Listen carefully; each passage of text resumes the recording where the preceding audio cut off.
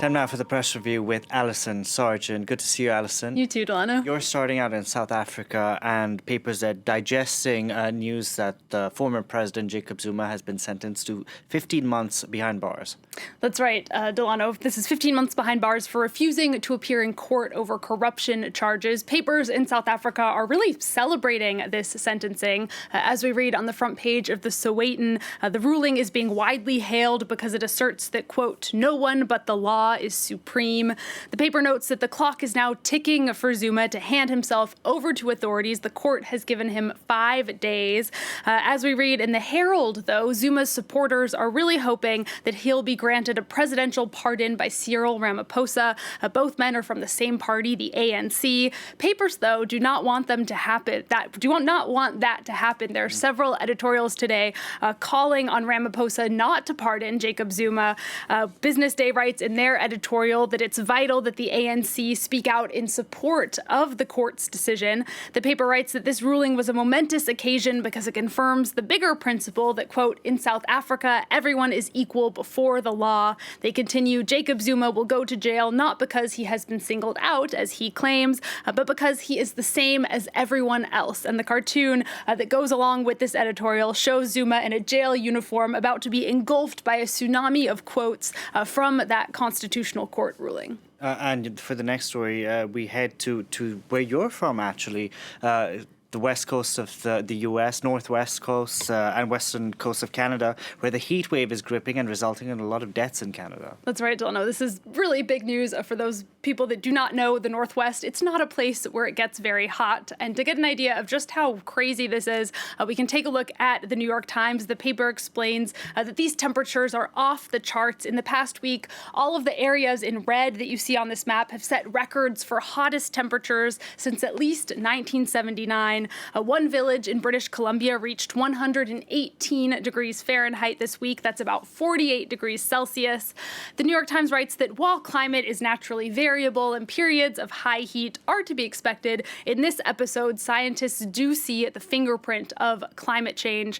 In addition to killing dozens and damaging infrastructure, the heat has also been leading to an increase in wildfires. The Vancouver Sun, which is a Canadian paper, reports that 9 new fires were ignited in the past 24 hours.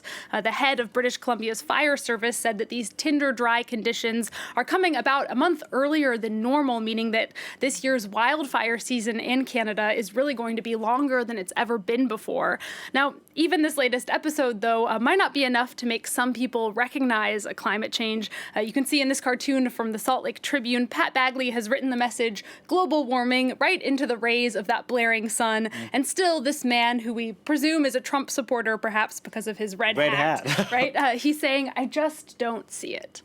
And here in France, papers are digesting something else, how the national team was eliminated from the Euro 2020. Yeah, Delano, we're still not over it here in France. This is still making the front pages of the newspapers 2 days later. Libération is asking, why did Les Bleus crack? Although they do have encouraging words for Kylian Mbappe there, who missed his penalty, giving Switzerland the win. The paper says, Mbappe is just 22 years old, and this failure is his rite of passage. Libération says it will give him depth and gravity, and even makes him more sympathetic as a player.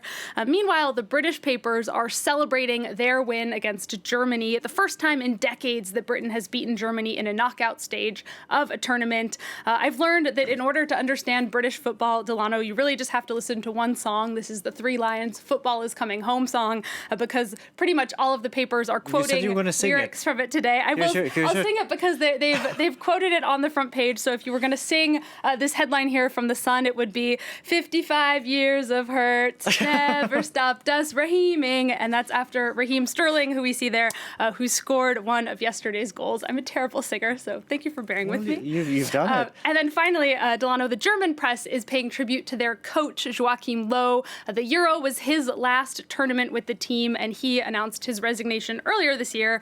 The Hamburger Morgen Post here writes that they are sad to see things end this way, but that they have nothing but the highest respect for him. Okay, wonderful. Now we end with another sports story, this time a long-time time in the making, a woman who at 70 years old finally realized her dream. Tell us. That's right, Delilah. Her dream was to be a Batgirl for the Yankees. Now, if you don't know baseball and what a Batgirl or boy is, it's basically like an assistant to the team. They go and fetch the bats, bring water and such.